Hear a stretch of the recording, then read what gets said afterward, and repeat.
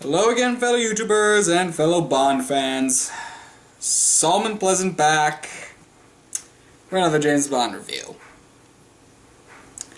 Now, as you can tell, I'm wearing the same clothing because I'm doing this on the same day. I decided, considering I looked at my You Only Live Twice review, it's not that long, so apologies if it's not as stellar as the other ones, but just gotta wake up. And so I figured we might as well do two. And when I looked at the next one, I figured, this one needs to get out of the way now. On Your Majesty's Secret Service, I say, what else do you need to say about this film? What else do you need to say? This film...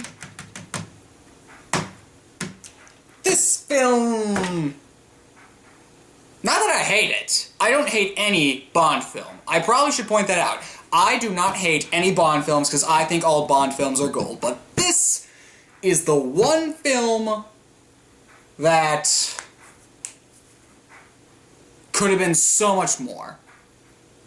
Could have been way so much more. So let's not waste any more time. Let's just get the needle out as we go. Let's dive right into On Her Majesty's Secret Service.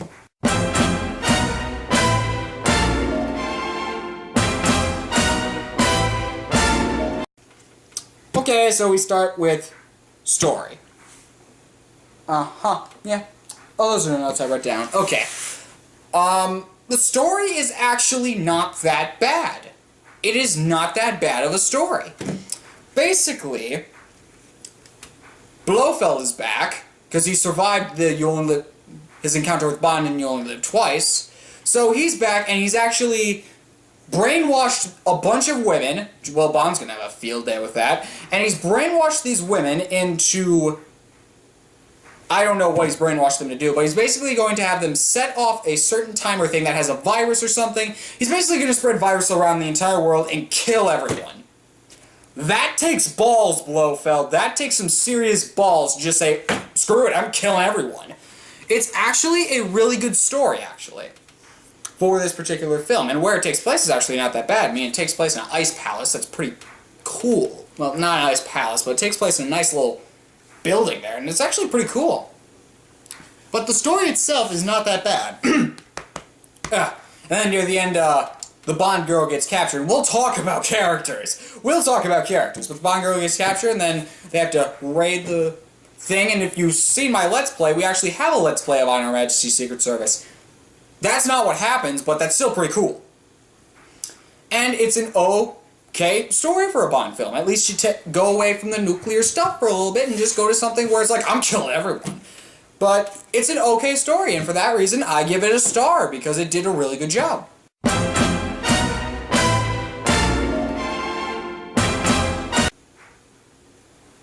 Next, we move on to scenery.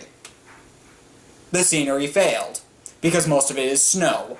There is not much to look at. The hotel place where Blofeld is staying is nice, I guess, but for the most part, there's nothing really to look at. Not that much to look at. You got a couple buildings. It's just, there's not much to look at. Not much I can say about scenery. Half star.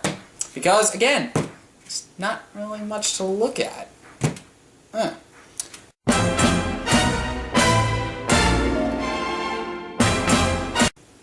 Follow-up. This thing doesn't compare to You Only Live Twice. You Only Live Twice was good, despite my somewhat negative review about it. This does not follow up to it. It doesn't. And the main problem with it is the characters, which I'm saving for last. Yada da da da. So, I can't really say much more about follow-up and why it's not good, but when you see characters, you'll understand why it doesn't follow up to You Only Live Twice. Because you think with the story improving and not me actually remembering more of the story, you think that would work. And you think with some of the other stuff I'm going to say, like theme music next, you'd think that would work. But the characters will explain everything. Hold yourself. So, half star.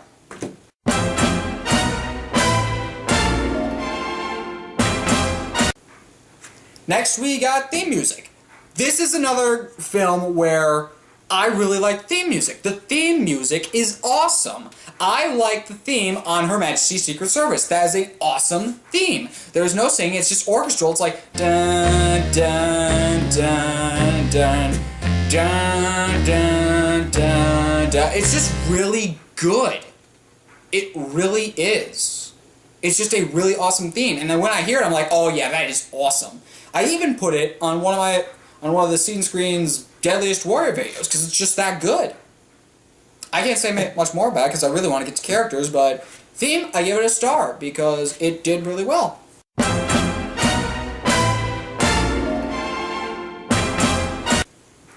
And now we get to characters. Okay, now you can understand where the problem comes in. Sean Connery is not James Bond in this one. What the heck, people? This is the main problem with the film. Now, there are some other problems, but this is the main one. James Bond is played by George Lazenby something. He does okay, but he's not Sean Connery. And considering what happens at the end of this film, and you know what? I'm going to spoil it in just a little bit when I talk about Bond Girl, but at the end of this film, Sean Connery would have worked so much better. Sean Connery should have played this. Where were you, Sean? Where were you for this one? This one desperately needed you. Lazenby was wooden. Sorry, Lazenby. You were wooden in this one. And it's just that brings the rest of the film down. It brings it down. The Bond girl is amazing. Tracy is the most famous James Bond girl. Tracy, crap, I don't remember her last name. Draco, I think? Because her father's in it too. Her father's okay as a sidekick. MI6 is barely in there, so I can't really say much about MI6. Tracy, I think, is one of the best Bond girls, and here's why. She marries James Bond. Spoilers, everyone. She marries James Bond. She's the only Bond girl to do that. That makes her the best one. The problem is, Sean Connery isn't there to interact, so we don't get as much of a thing. Ugh. And the other part is, this film is a really important one in the Bond series. This film is really important. I'm going to spoil it in just a few seconds, warning, but the end of this film leads up to why Sean Connery is so pissed off, why Bond is so pissed off in Diamonds Are Forever, gives another reference in For Your Eyes Only, we'll talk about that one later, and is referenced in License to Kill, actually, and I think is also referenced somewhere in the Bronson era, and yeah, I think just in the Bronson era. I could be wrong, I'm not sure about the Craig era, but it is referenced somewhere in the Bronson era. Tracy and Bond get married. I'm going to explain this whole scene because this kind of explains why this film goes down so much because it's so important. Tracy and Bond are married. They're driving off. Blofeld survived his encounter with Bond, and he and Emma Bunt, I'll talk about her in a second as well, they are driving by her car, drive-by shooting, Tracy gets shot, Bond is heartbroken. And that's where it ends. It just ends with a cop coming by, he's just like, oh, hey, what happened here? And Bond's just like, oh, no, it's fine.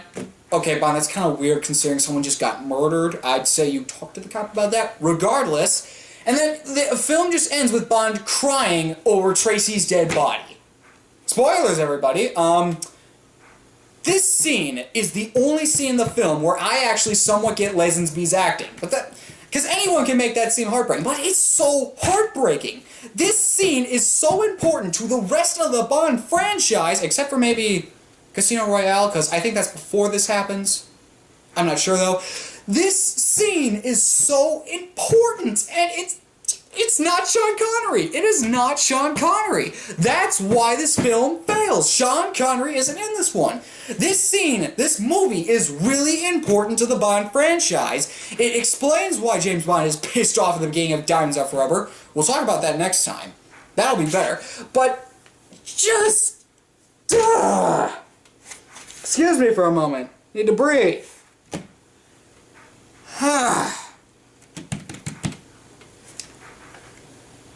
This film is really important, and Lazenby brings it down. And nothing against Lazenby, but Sean Connery was supposed to be in this one. I still don't know where Sean Connery was. I'm going to try to look that up on Wikipedia because Wikipedia is awesome. And, sponsor, I just don't know where Sean Connery was on this one. Where were you, Sean Connery? I've been asking this the whole time, staring at the camera, asking, where was Sean Connery in this film? If you know in the comments, please tell me. I would actually like to know. But besides the point, it's just... Can you understand now why this film doesn't follow up very well to You Only Live Twice? Can you see why it doesn't follow up? It's dragged down so much. The main villain, Blofeld. Okay, he's not that good in this one. I think he's just more of a horny kid, actually, really, because he tries taking on Tracy. It's just weird and kind of offsetting. He doesn't have the scar. Maybe that's from plastic surgery, but that doesn't make as much sense as it does in Diamonds Are Forever. Diamonds Are Forever explains it. This film doesn't. That's kind of weird. You have Emma Bunt as a henchman. She's not only forgettable, she doesn't make an appearance in Diamonds Are Forever. She kind of got away with murder. She's never seen again. She doesn't die. I have no freaking clue what happened to her. I think there's a book that actually explains... That's called... I think there's like a small little Bond shirt that Ian Fleming wrote called Blast from the Past that actually has Emma Bunt in it. But that's not in the movie, so... For people who only watch the movies and have no clue that there are books that exist for this thing, they're like, what? What happened to Emma Bunt? You just dropping her like that? Now, one of the reasons they might have as an excuse is because the main actress died, which is kind of a shame, but at the same time, you could replace her. You could find a replacement. Makeup, you know? It's just... You replace... You never explain what happened to this Bond henchman. You should have just killed her off when you had the chance. You could have easily just killed her off. I mean, you killed off Bond female villains before. You can do it again. So... Mr. Drake, I can't remember his name. Merrick Draco or something? The father of Tracy is actually an okay Bond friend. He doesn't die, so that's good. He's okay. But I'm sorry, I cannot get over the whole film is kind of wrecked in a way because Lesenby is in it. That's the problem. Lesenby drags the whole film down. I can take the different Blofeld. He's okay. Lesenby drags this film down.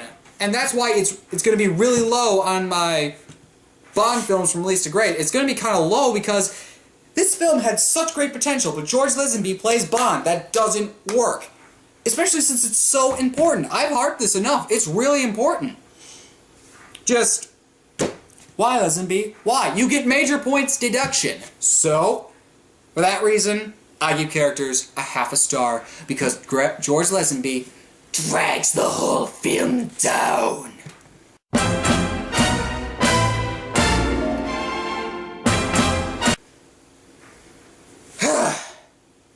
So for those of you keeping score at home, give me a minute.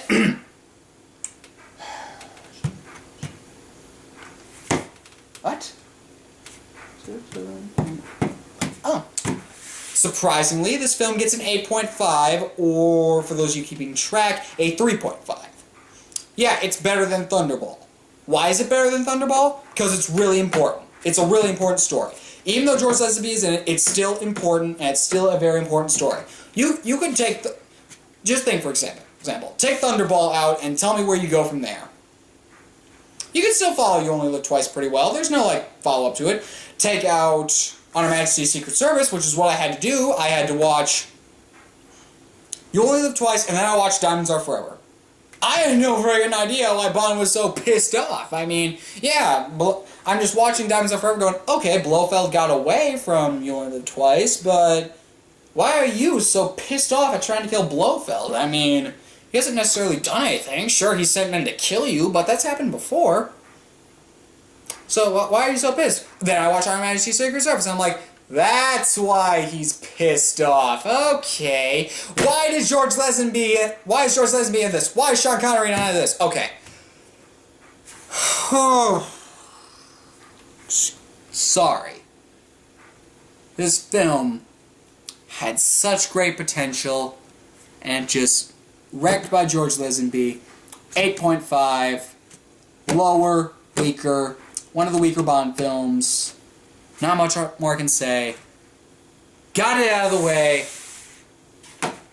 As if you really need to ask, Whew. Some pleasant. What's next week?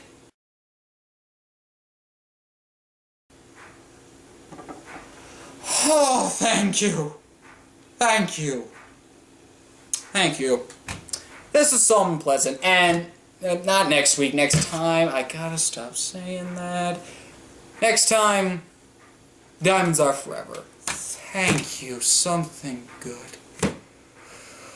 Whew. Alright, this is something pleasant. Sign off. Unbelievable.